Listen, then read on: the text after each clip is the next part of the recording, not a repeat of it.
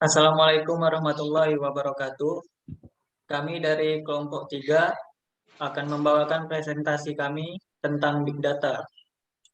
Sebelumnya, perkenalkan anggota kelompok kami, yaitu yang pertama Septian Dwi Cahyo, lalu ada Saubrian, lalu ada Dian Novita Signambela, dan saya sendiri, Hevaldi Sakti. Materi pertama akan dibawakan oleh Dian. Seiring dengan berkembangnya zaman Big Data merupakan suatu yang menjadi tren di dalam dunia informasi. Bisa dibilang Big Data merupakan kumpulan data yang sangat besar. Di dalamnya mencakup berbagai jenis data. Big Data menjadi kata yang populer seiring dengan bagaimana dapat menyimpan data dalam jumlah yang besar, melakukan proses serta analisa, sesuatu yang tidak dapat dihindari bagaimana impact dari Big Data ini dalam kehidupan sehari-hari. Yang pertama kita akan membahas tentang pengertian Big Data. Pengertian Big Data. Big Data adalah sebuah data elektronik yang sangat besar yang mempunyai banyak macam jenis dan data elektronik. Ini sangat berubah. Big Data saat ini banyak digunakan orang-orang untuk membantu kebutuhan. Banyak sekali data yang tersebar dan tersimpan di komputer-komputer, di internet, misalnya seperti teks, gambar, video, suara, animasi, blog, buku, dan cuaca, GPS, temperatur, dan masih banyak lagi.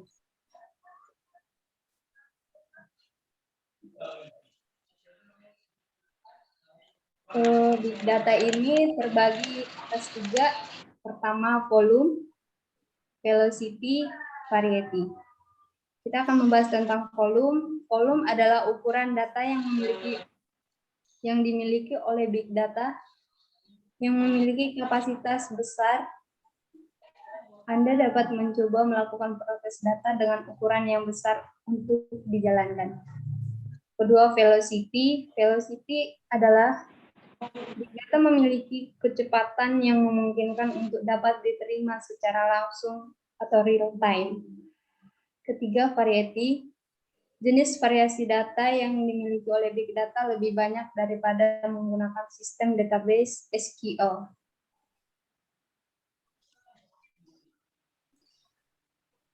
Karakteristik Big Data. 1. Data lebih banyak. Random sampling pada small data sebenarnya adalah alternatif dari mengumpulkan dan menganalisis dataset penuh. Karena keterbatasan teknologi dan kapasitas penyimpanan, kelemahannya adalah sampling. Membutuhkan perencanaan dan eksekusi yang hati-hati serta bekerja dalam subset, membantu perusahaan mendapat apa yang dicari lebih cepat dan murah, tetapi melewatkan pertanyaan yang tidak terpikirkan sebelumnya.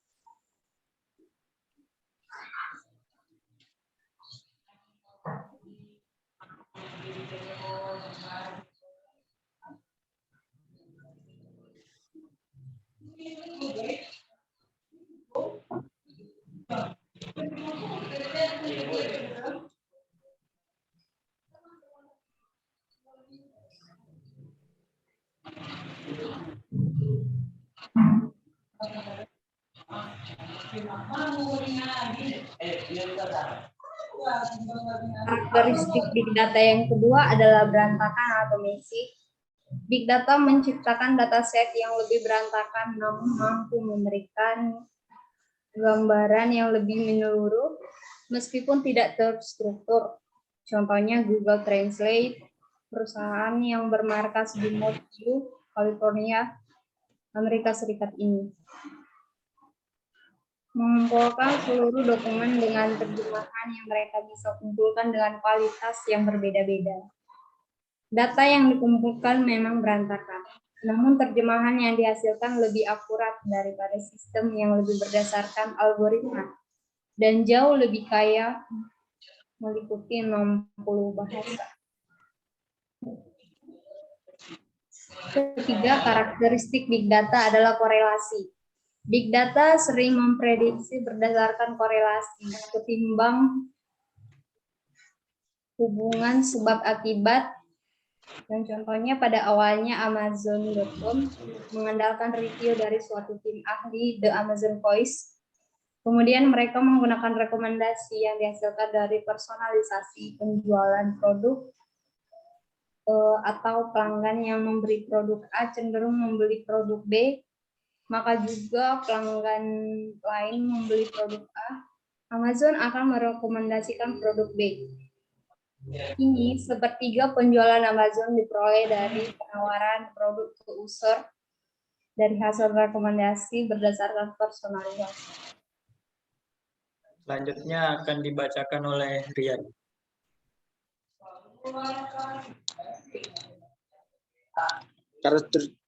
Karakteristik big data yang keempat,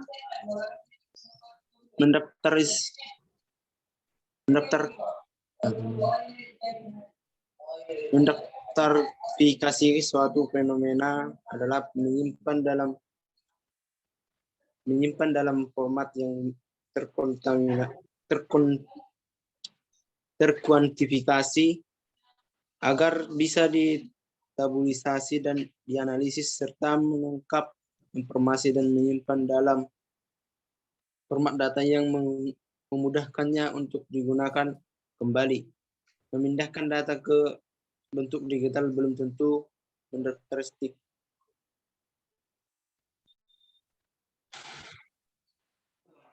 Karakteristik big data yang kelima, value.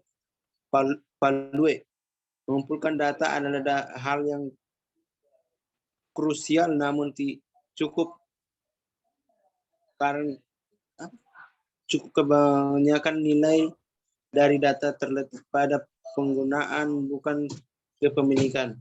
Dalam area big data, seluruh data akan dianggap berharga, bahkan data paling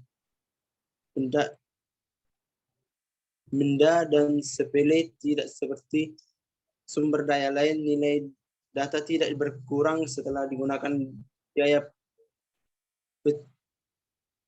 penyimpanan digitalnya telah berkurang setengahnya setiap 2 tahun, sementara storage digital meningkat 50 juta kali dalam 50 tahun terakhir.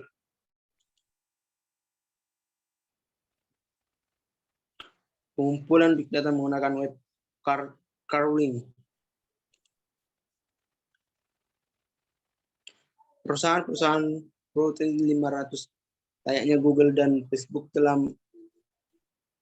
berhasil memberdayakan big data untuk mengidentifikasi peluang-peluang bisnis, meningkatkan kualitas dan kuantitas layanan terhadap konsumennya, dan meningkatkan keuntungan. Mari kita ambil Google sebagai contoh kasus. Google telah mengumpulkan data dan volume sangat besar dengan cara meng-crawl atau menyerap isi web dari seluruh dunia dengan menggunakan data hasil crawling tersebut yang dikombinasikan dengan data-data lain yang didapatkan dari kata-kata penelusuran atau queries yang dilakukan via mesin pencari Google dan telah berhasil meningkatkan efektivitas dari Google AdWords dan dalam waktu yang sama juga meningkatkan efektivitas dari Google AdWords dan kualitas pengalaman penggunanya saat melakukan pencarian sebagai hasil Google. Sukses meningkatkan keuntungan untuk dirinya sendiri dan juga untuk pelanggan pengguna layaknya AdWords serta mampu meningkatkan kepuasan para penggunanya.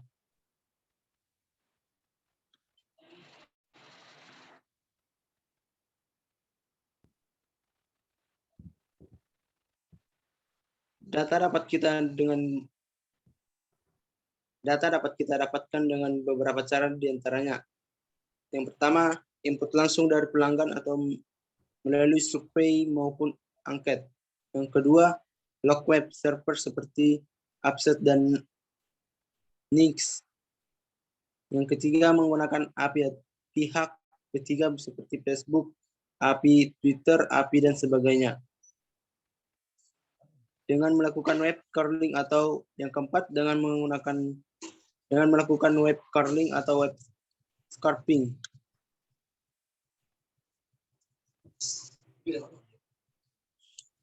Selanjutnya akan dibacakan oleh Septian. Dalam proses pembuatan produk yang berbasis data, kurang lebih 90% waktu kita akan habis untuk pengumpulan, pembersihan, dan penyaringan data. Satu lagi, saat kita akan melakukan web crawling, kita dipastikan mesti memiliki kemampuan programming dan database yang tak setengah-setengah akan ada data di laman web yang bisa langsung siap pakai untuk memenuhi keperluan kita sesuai spesifikasi yang diharapkan. Oleh karena itu, banyak perusahaan yang akhirnya mempekerjakan programmer mumpuni dan ilmuwan data untuk menjalankan web crawling dan analisis yang memaksa mereka untuk mengeluarkan biaya yang tidak tanggung-tanggung. Web crawler. Apa itu web crawler? Web crawler atau yang dikenal juga dengan istilah web spider atau web robot adalah program yang bekerja dengan metode tertentu dan secara otomatis mengumpulkan semua informasi yang ada dalam suatu website. Web crawler akan mengunjungi setiap alamat website yang diberikan kepadanya, kemudian menyerap dan menyimpan semua informasi yang terkandung di dalam website tersebut. Setiap kali web crawler mengunjungi sebuah website, maka dia juga akan mendatai email link yang ada di halaman yang dikunjunginya untuk kemudian dikunjungi lagi satu persatu. Apa itu web crawler? Proses web crawler dalam mengunjungi setiap dokumen web disebut dengan web crawling atau spidering. Proses crawling dan suatu website dimulai dari data seluruh URL dan website, menelusuri satu persatu, kemudian memasukkannya dalam daftar halaman pada indeks search engine, sehingga setiap kali ada perubahan pada website akan terupdate secara otomatis. Web crawling adalah proses pengambilan kumpulan halaman dan sebuah web untuk dilakukan pengindesan sehingga mendukung kinerja mesin pencari. Salah satu contoh situs yang menerapkan web crawling adalah www.webcrawler.com. Di samping situs-situs mesin pencari terkemukakan tertentu seperti Google, Yahoo, ASK, Lev, dan lain sebagainya. Dalam melakukan proses web crawler juga mempunyai beberapa persoalan yang harus mampu diatasi. Permasalahan tersebut mencakup: 1. Halaman mana yang harus dikunjungi terlebih dahulu. 2. Aturan dalam proses pengunjungan kembali sebuah halaman. 3. Performasi mencakup banyak halaman yang harus dikunjungi. 4. Aturan dalam setiap kunjungan agar server yang dikunjung tidak berlebihan beban. 5. Kegagalan mencakup tidak ketersediaan halaman yang dikunjungi, server down, timeout, maupun jebakan yang sengaja dibuat oleh webmaster. 6. Seberapa jauh kedalaman sebuah website yang akan dikunjungi. 7. Hal yang tak kalah pentingnya adalah kemampuan web crawler untuk mengikuti. 8. Perkembangan teknologi web, di mana setiap kali teknologi baru muncul, web crawler harus dapat menyesuaikan diri agar dapat mengunjungi halaman web yang menggunakan teknologi tersebut. Fitur crawler harus memberikan: A. Ketahanan atau robustness. Web berisi server yang membuat perangkap spider yang merupakan generator dari halaman web yang menyesatkan crawler pada jebakan mengambil jumlah halaman tak terbatas dalam sebuah domain tertentu. Crawler harus dirancang untuk tahan terhadap perangkat tersebut. Yang B adalah kesopanan atau politeness. Web server memiliki kebijakan implisit dan eksplisit yang mengatur tingkat crawler dapat mengunjungi mereka. Kebijakan ini harus dihormati. Fitur crawler harus menyediakan 1. Distributed. Crawler harus memiliki kemampuan untuk mengeksekusi dalam mode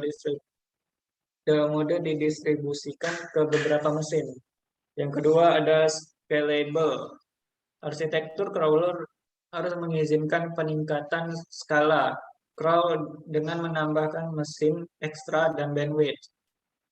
Yang ketiga, kinerja dan efisiensi. Sistem crawl harus memanfaatkan sumber daya yang efisien pada berbagai sistem termasuk prosesor, penyimpanan, dan bandwidth jaringan. Yang keempat, kualitas. Crawler harus bisa mengambil hal yang berguna untuk kebutuhan pengguna pada halaman pertama. Yang kelima adalah kesegaran atau freshness. Agar terlihat melakukan crawling secara terus-menerus, crawler harus dapat menelusuri halaman dengan frekuensi yang mendekati tingkat perubahan dari halaman itu. Yang keenam, extensible. Crawler harus dirancang untuk diperluas dalam banyak cara untuk mengatasi dengan format data baru, mengambil protokol baru, dan sebagainya. Ini menuntut arsitektur crawler menjadi modular. Arsitektur crawler. Yang pertama, skema sederhana untuk crawling menuntut beberapa modul yang sesuai. Kedua, perbatasan URL yang mengandung URL masih harus diambil saat crawl berikutnya. Dalam kasus crawling berkelanjutan, URL namun kembali ke perbatasan untuk kembali diambil. Yang ketiga, sebuah resolusi DNS, mode yang menentukan server web dari mana untuk mengambil halaman yang ditentukan oleh URL.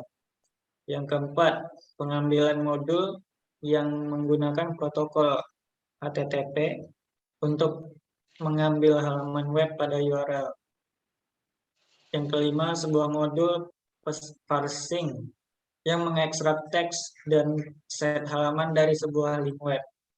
Yang keenam, sebuah modul eliminasi duplikat yang menentukan apakah link diekstraksi sudah di perbatasan URL atau baru diambil. Kelebihan dan kekurangan web crawling. A. Kelebihan. Yang pertama, suatu program atau script otomatis yang relatif simpel.